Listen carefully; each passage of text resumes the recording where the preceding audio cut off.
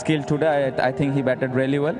And wow, নেদারল্যান্ডসকে হারিয়ে বাংলাদেশের দ্বিতীয় রাউন্ড নিশ্চিত হয়ে গেল।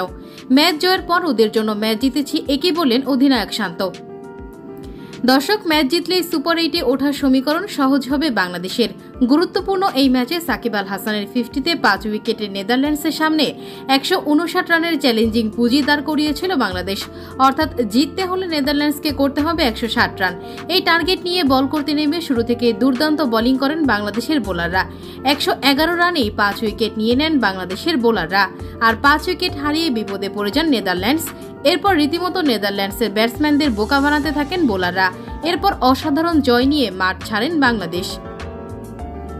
এদিকে 3 ম্যাচের 4 পয়েন্ট নিয়ে পয়েন্ট টেবিলে শীর্ষে আছে বাংলাদেশ, যার কারণে বাংলাদেশের দ্বিতীয় রাউন্ড পাই নিশ্চিত হয়ে গেল। এদিকে ম্যাচ জয়ের পর অধিনায়ক নাজমুল হোসেন শান্ত বললেন, সবার একক পারফরমেন্সে ম্যাচ জিতেছি, সবার জন্য শুভকামনা রইল। এভাবেই ধারাবাহিকভাবে ম্যাচ জিতে যাব আর বিশ্বকাপে ভালো কিছু করব।